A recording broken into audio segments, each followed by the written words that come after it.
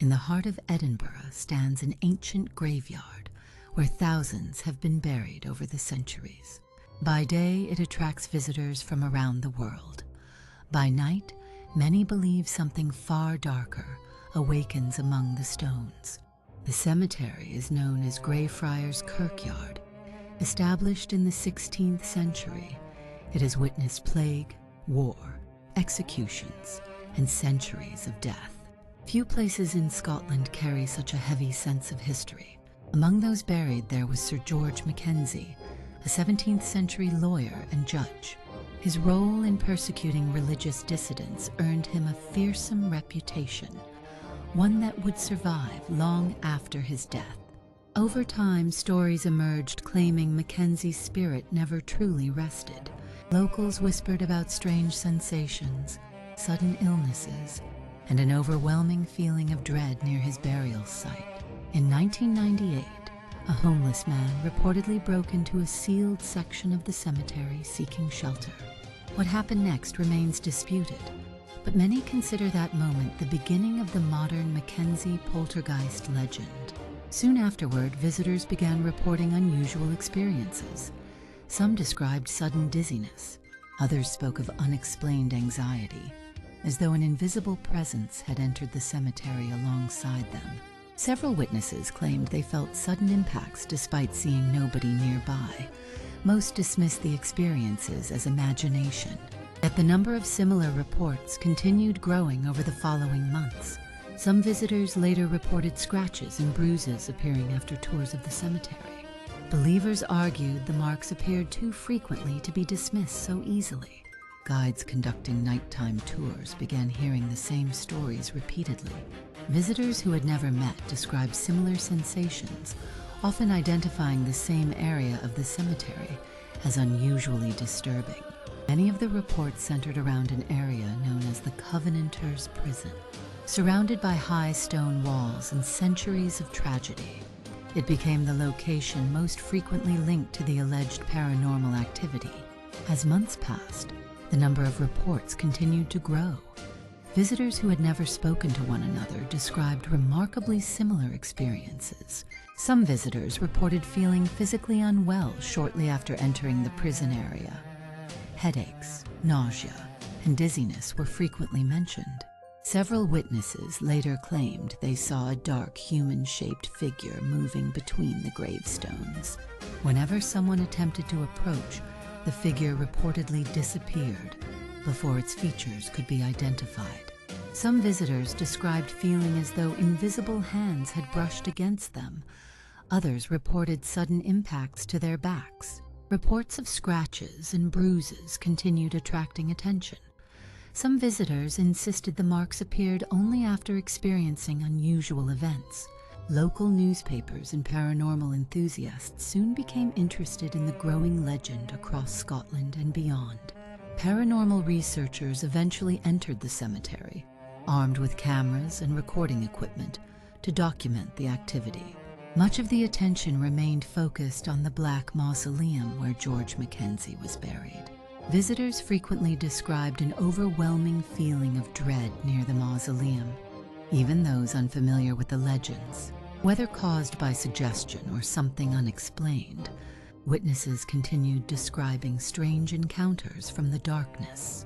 One of the most frequently repeated stories involved visitors suddenly collapsing during guided tours without any obvious trigger.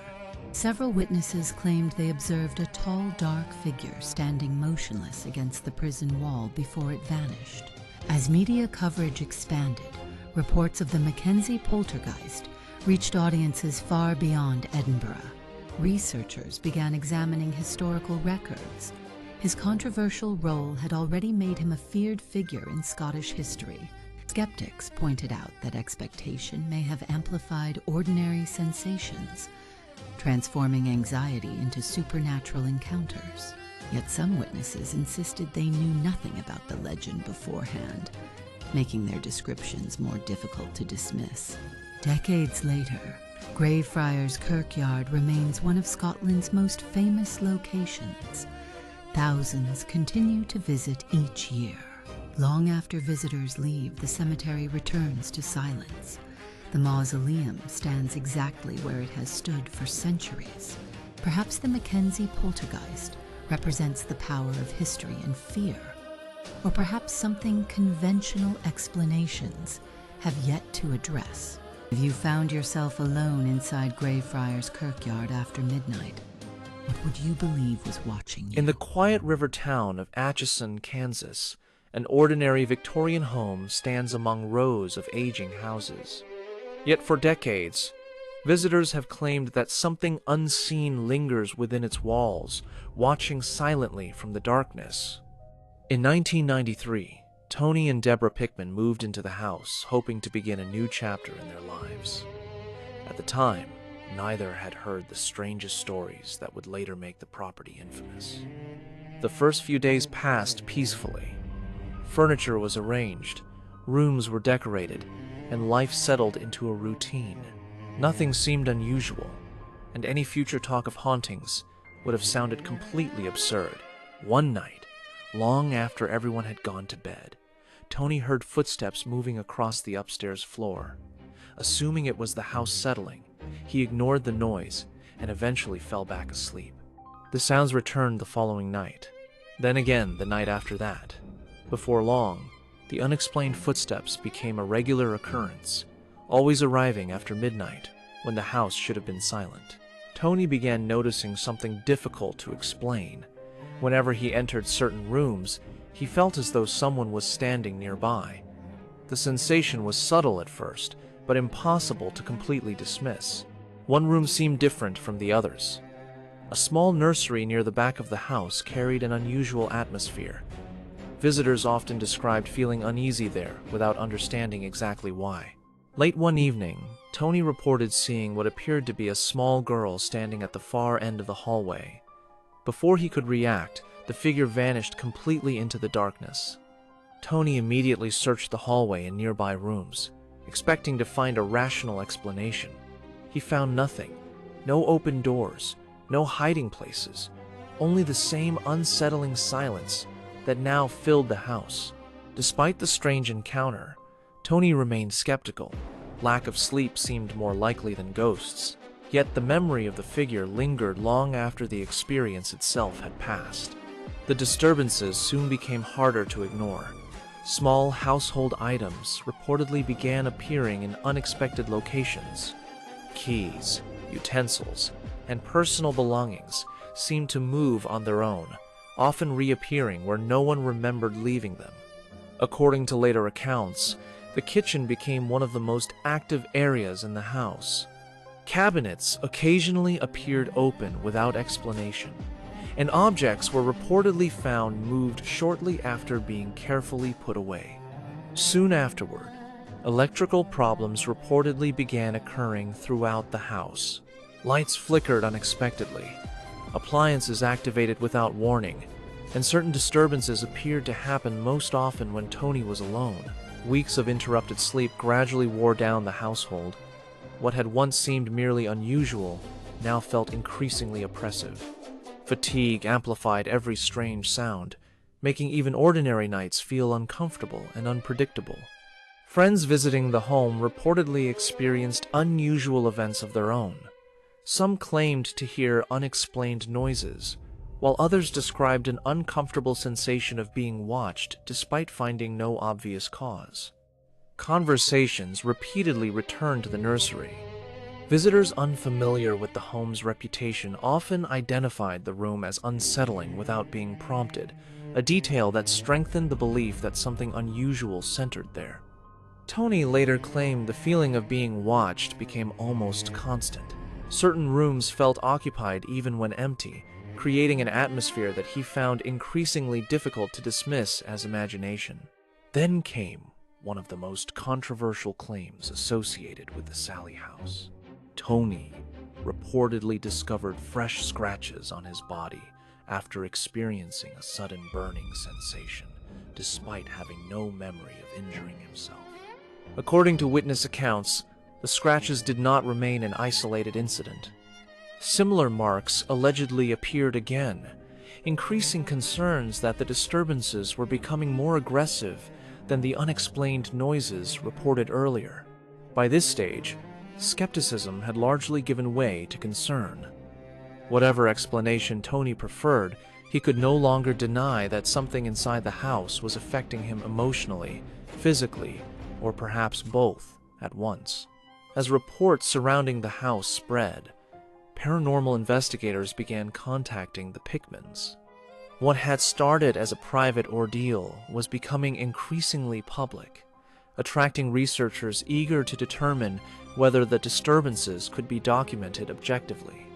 Audio recorders, cameras, and environmental sensors were placed throughout the house. Investigators hoped technology might reveal something witnesses had missed, or perhaps provide evidence supporting a more conventional explanation for the claims. As darkness settled over the property, the atmosphere reportedly changed. Witnesses described a growing tension inside the house, as though everyone present was silently waiting for something they could neither identify nor explain. During later reviews of recorded material, investigators claimed certain sounds could not be immediately identified. Some believed they captured faint voices. Others argued the recordings reflected ordinary background noise interpreted through expectation.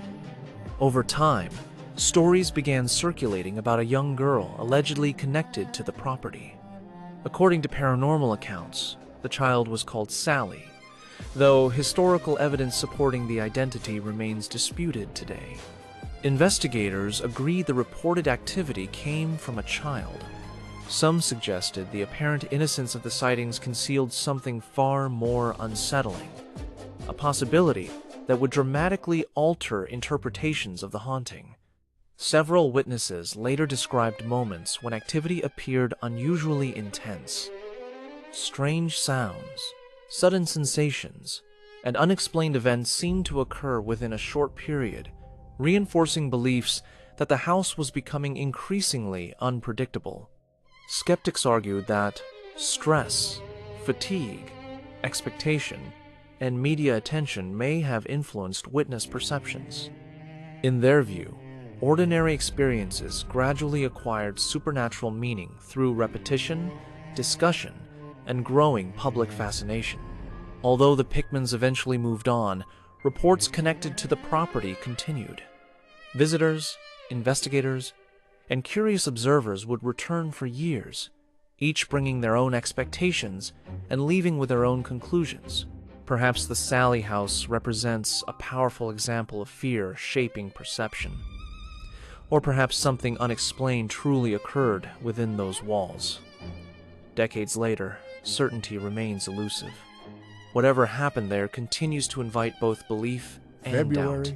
1981. A quiet town in Connecticut was about to become the center of one of the most controversial paranormal cases in American history. Years later, newspapers would call it a murder, believers would call it possession, and skeptics would call it tragedy wrapped in superstition. But before the courtroom, before the headlines, before a man claimed a demon made him kill, there was a frightened 11-year-old boy who said something was watching him from the darkness.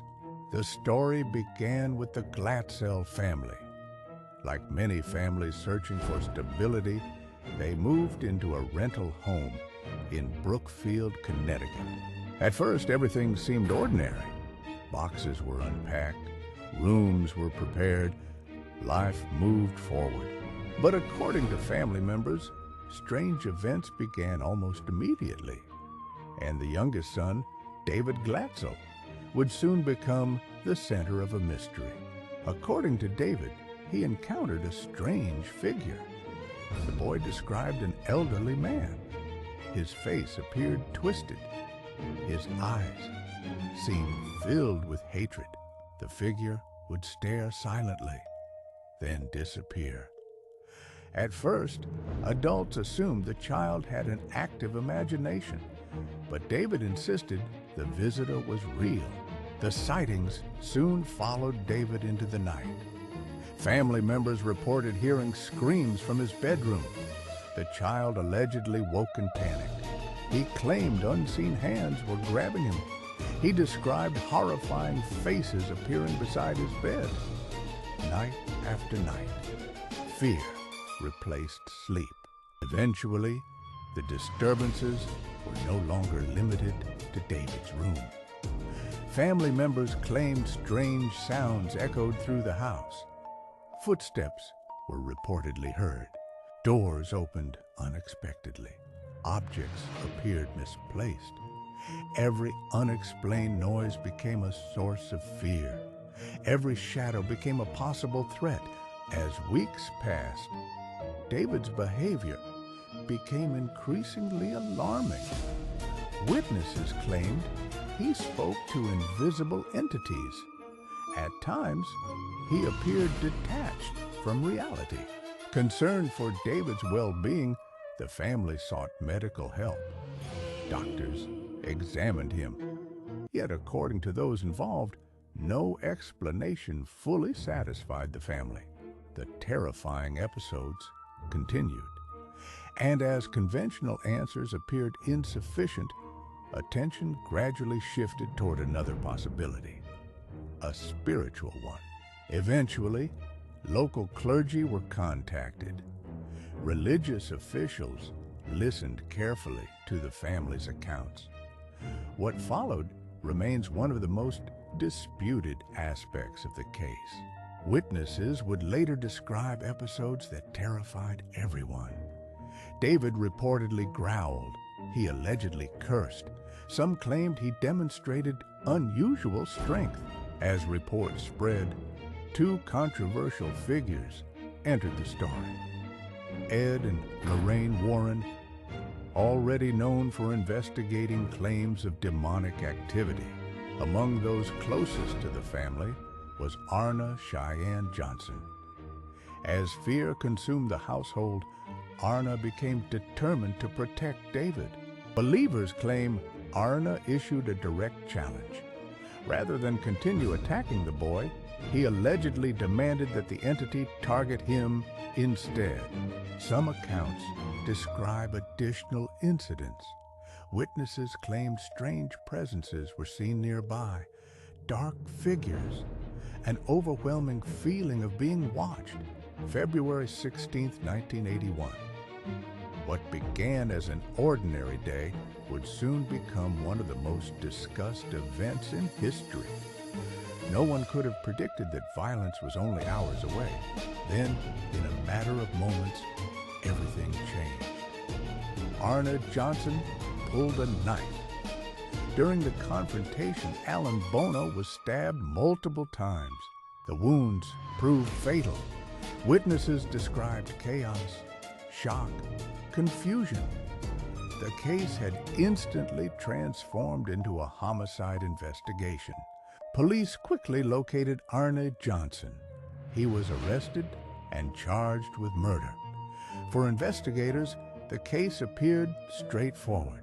Yet another explanation was already forming. Arna Johnson's legal team faced an extraordinary challenge. They claimed Arna had not acted alone because an unseen force had influenced his actions. The judge ruled that supernatural claims could not be proven under legal standards. Arna Cheyenne Johnson was convicted of manslaughter.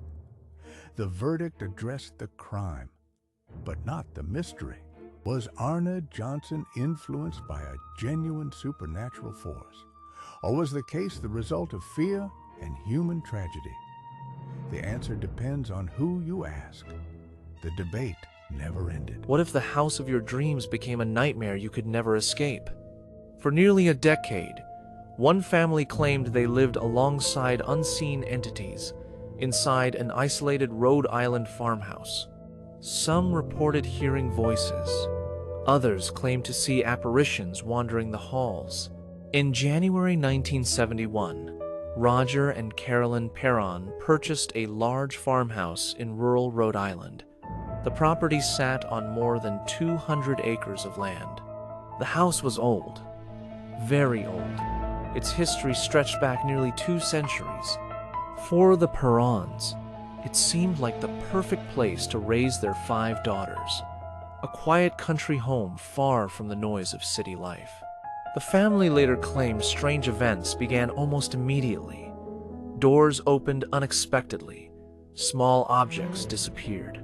Several members of the family reported an unsettling feeling, the sensation that they were not alone. At times, they claimed they could feel unseen eyes watching them. Some rooms felt welcoming, others felt oppressive.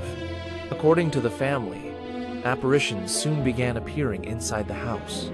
Some seemed harmless, others appeared confused. As activity continued, Carolyn Perron became increasingly interested in the history of the property. She began researching previous owners.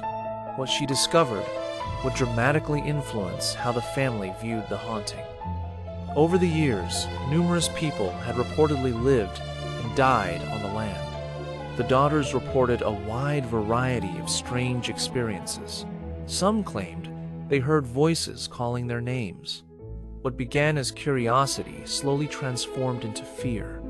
Certain areas of the farmhouse became avoided altogether. Nighttime brought anxiety. During Carolyn's research, one historical figure repeatedly appeared in local stories, a woman named Bathsheba Sherman. As months passed, the farmhouse seemed different. The Perrons had come seeking a peaceful life. Instead, they found themselves at the center of a mystery. As the years passed, the Perron family claimed the disturbances became increasingly difficult to ignore. Objects reportedly moved without explanation. Several members of the family later claimed they heard voices. Sometimes the voices seemed distant. Other times, they appeared close enough to whisper directly into someone's ear. The Perron daughters described seeing figures throughout the house. Some appeared only briefly.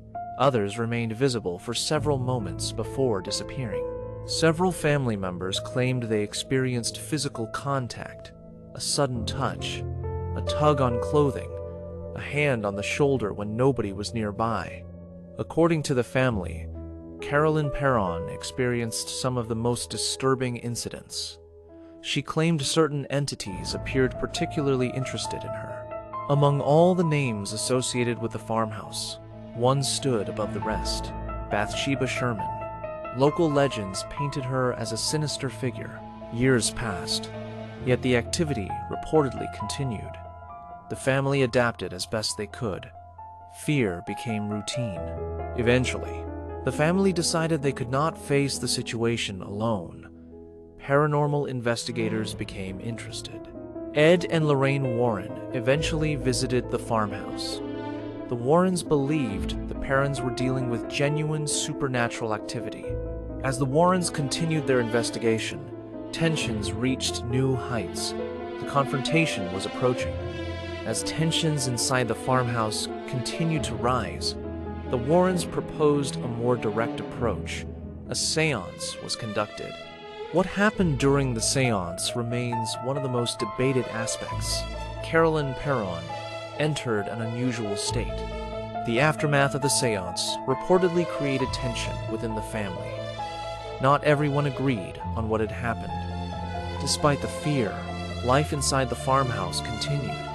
Yet according to the family, unusual experiences never fully disappeared. As the story spread, skeptics offered alternative explanations. Old houses produce strange noises. Memory can change over time. Yet supporters of the haunting narrative remained equally certain. For believers, the Perron case represented a compelling story. Eventually, the Perron family left the property.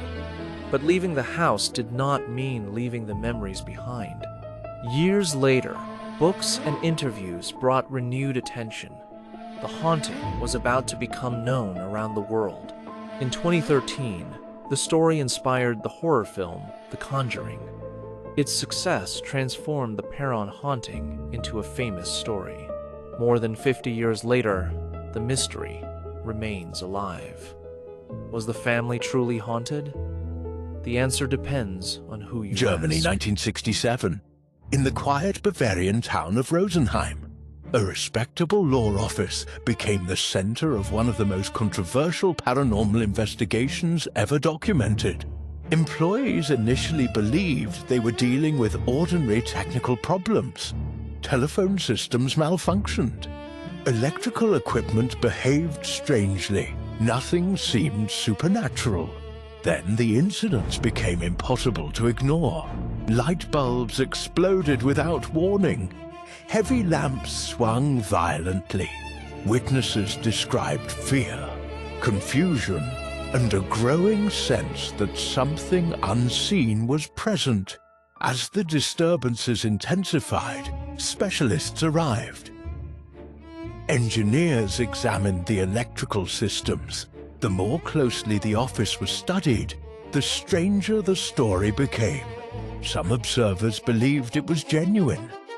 Others argued for psychological stress and coincidence. The truth remains elusive. The disturbances eventually stopped, but one question never disappeared. What really happened in Rosenheim? For decades, one isolated building carried a reputation so terrifying that it became known as the most haunted house in England. Its name was Borley Rectory. Built in the Victorian era, the rectory stood beside an ancient church in the quiet village of Borley. But those who lived there claimed they were never truly alone. The earliest reports began with footsteps. Invisible figures seemed to walk the hallways at night. Bells rang without explanation, and strange voices echoed through empty rooms. As the years passed, the disturbances grew more intense. Objects moved on their own. Messages appeared on walls. Witnesses described a growing sense of dread that seemed to cling to the building itself. Then came the sightings. Dark figures emerged from the shadows, watching silently before disappearing into the darkness once more.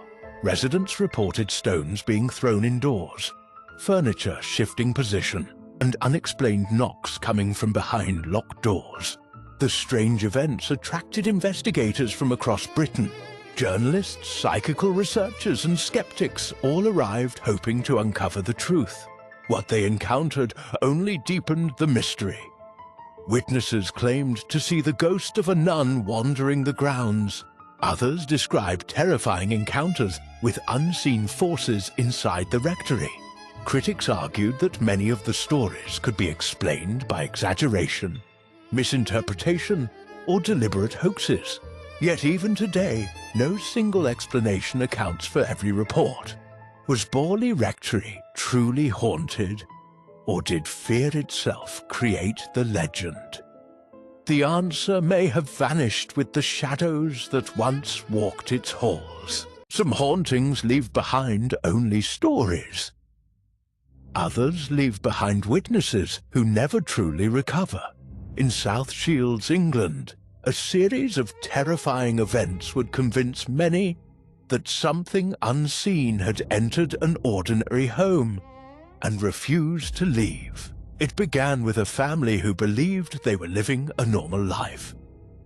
Their house stood quietly among countless others, yet behind its walls, strange occurrences were slowly gathering strength. At first, they seemed easy to ignore. The disturbances started subtly. Unexplained noises echoed through empty rooms. Footsteps were heard when no one was present. Doors shifted on their own. Objects appeared in places where nobody remembered leaving them. The family searched for logical explanations, but none seemed to fit. What began as unsettling soon became impossible to dismiss. Furniture moved without warning. Loud bangs erupted from walls and ceilings. Family members reported feeling watched, even when alone. Fear settled over the house like a heavy fog. Something appeared to be responding to their presence. Then came the shadows. Dark figures were reportedly seen standing in hallways and doorways. They appeared briefly, then vanished before anyone could approach. Witnesses claimed the activity became physical. Items were thrown across rooms. Sudden cold spots appeared without explanation. The house itself seemed to resist anyone seeking peace within it. As reports spread, investigators arrived hoping to uncover the truth. They examined the property and interviewed witnesses. Some believed stress and suggestion were responsible. Others left with more questions than answers. At the height of the disturbances, terror gripped the household. Strange sounds erupted throughout the night. Witnesses described overwhelming feelings of dread. Whatever was happening seemed intelligent, as though it knew exactly how to inspire fear. Skeptics proposed more ordinary explanations: misidentified sounds, structural problems, psychological stress amplified by fear. Yet many details remained difficult to explain. The consistency of the witness accounts continues to fuel debate decades later. Was the South Shields poltergeist nothing more than a chain of misunderstandings? Or did something unseen truly inhabit that house? The answer remains hidden, somewhere in the darkness. If you enjoyed this investigation, subscribe for more. And remember, not every shadow is empty. In the Smurl Haunting, witnesses described terrifying events surrounding the case. The atmosphere became increasingly oppressive as unexplained activity escalated. Many investigators believed fear alone could not explain what happened. Jack Smurl lived through 15 years of psychological torment. His wife, Janet, remained their emotional pillar despite the constant intrusion. But even the strongest resolve began to crumble under the unknown. It started with subtle anomalies that defied any rational explanation. Objects moved on their own, and whispers echoed through empty rooms. The house itself seemed to be breathing, watching their every move. As the years passed, the disturbances grew more violent and frequent. The Smurls could no longer ignore the malevolence that shared their home. Sleep became a luxury they could no longer afford in West Pittston. Then came the shadow, a formless entity of pure flowing darkness. It was not a ghost, but something far more ancient and predatory. The haunting was no longer just psychological, it became physical. Jack experienced attacks that left him breathless and broken. Paranormal investigators arrived, seeking answers in the heart of the storm. They brought cameras and recorders, hoping to capture the impossible. But the entity only grew stronger, feeding on their collective dread. The nightmare reached its peak, blurring the line between reality and hell. Some claimed it was mass hysteria, a product of a stressed family mind. But for the Smurls, the bruises and the terror were all too real. To this day, the truth of the Smurl haunting remains buried in shadow. What really happened in that house, nobody truly knows. 1974, Culver City. The California air usually smells of salt and sunshine. But in that rotting bungalow on Braddock Drive, it smelled of old brass and cold sweat. I remember Doris Bither. She wasn't just tired, she was hollowed out, as if something had reached inside her and scraped away her soul. She told us about the shadows, not the kind cast by sunlight, but something thick as tar. It began with a touch, a cold, invisible pressure against her throat in the dead of night. Then came the lights, sickly green orbs dancing across the peeling floral wallpaper. We brought cameras, recorders, and skepticism. We thought we were the hunters, but when the temperature dropped 20 degrees in an instant, logic collapsed. I saw it myself. A mass of shadow blacker than the void, pulsing in the corner of her room. Doris didn't scream, she couldn't. Her fingers tore at the sheets until her nails broke. We caught the flashes on film, the entity moving like an impossible streak of light. Decades later, I still hear that silence. The house is gone, but the shadow never left Doris. It never leaves anyone who has truly seen it. Some call it a haunting, some call it a delusion. But when I close my eyes, I still feel that cold, waiting for the lights to go out. In 1878, the cold in Amherst, Nova Scotia, seemed to seep into the very bones of its people. The streets were always shrouded in deep shadows, as if hiding secrets that refused to be told. This house stood alone in the wilderness, its windows flickering with a light that felt cold and lifeless. Behind these walls, a nightmare beyond explanation was about to unfold. Esther Cox could feel it. Something was waking up in the dead silence of this bedroom. It began with faint noises, then grew into a suffocating psychological torment. Scratching sounds echoed through the hallway, coming from deep within the walls and empty rooms. Those long gone seemed to be watching through the frames of their portraits. When the physical disturbances began, the order of this house was shattered forever. Heavy furniture moved by itself at night, as if invisible hands were rearranging this prison. The unrest turned to violence.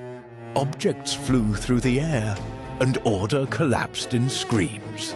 An unseen force left real and brutal marks upon Esther's very skin.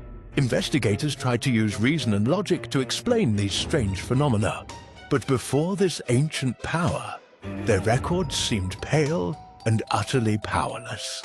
It was a shadow entity, the source of fear lurking in the dark, twisted and evil. It had no name, only endless malice, watching every living soul from the shadows. All exploration eventually led to this unknown abyss, where the truth lay at the bottom. But some truths are perhaps never meant to be uncovered. The Amherst mystery never truly ended. That power still waits behind that door. To this day, the house continues to watch everyone who passes by. The atmosphere became increasingly oppressive as unexplained activity escalated. In the Bell Witch haunting near Adams, Tennessee, witnesses described terrifying events. John, the master of the house, witnessed things that defied all logic. Many investigators believed fear alone could not explain what happened. In the corners where light could not reach, something was watching. Who is there? Show yourself. Betsy became the primary target of this invisible entity. The first disturbances were subtle, but they soon turned violent. Please, make it stop. The activity escalated, tearing through the peace of their home. Objects were hurled by hands that no one could see. Get back, Betsy. Don't look at it. Shadows took shape, manifesting the curse of the Bell Witch. The entity was no longer just a whisper in the dark. The very structure of the farmhouse began to decay. It is locked. We are trapped in here. Physical laws meant nothing to the malevolent force outside. Richard, a local teacher, sought a rational explanation. There must be a reason, a logical source for this. But the shadows do not follow the rules of logic. In the heart of the cellar, the nightmare reached its peak. It's pulling me down. Help me, Father. Reason collapsed as the physical world was torn apart. The survivors were left with nothing but a hollow silence. Some hauntings never end. They just wait in the dark. The Bell Witch had claimed her prize, leaving only scars. In the Bell Witch haunting, the fear was the only truth. Are you still here? Go ahead and poke that like for me. It's annoying, I know. In the dead of night, witnesses claimed something impossible moved through the darkness surrounding Pontefract, England. At first, the events seemed ordinary. Strange noises, moving shadows, unexplained fear. But soon the activity became impossible to ignore. The events surrounding the Black Monk of Pontefract began quietly. Neighbors described the area as ordinary, even peaceful, yet the witnesses repeatedly described the same sensation, the feeling that something unseen was watching them. As weeks passed, the disturbances intensified. Furniture reportedly moved without explanation. Whispers echoed through empty rooms. Witnesses described sudden cold spots, violent nightmares, and the sensation of pressure. Some believed fear amplified ordinary events. Others believed something far darker was unfolding. The most terrifying incident occurred late at night. An unseen force violently disrupted the room, while terrified family members watched helplessly. Several accounts described a shadow-like figure appearing moments before the event. Even years later, witnesses repeated nearly identical descriptions. According to witness testimony, an unseen force violently disrupted the room. Skeptics proposed stress, hallucinations, exaggeration, or environmental factors. Yet no explanation has completely accounted for every detail reported by witnesses. Today, the mystery surrounding the Black Monk of Pontefract remains unresolved. But one question still remains: what really happened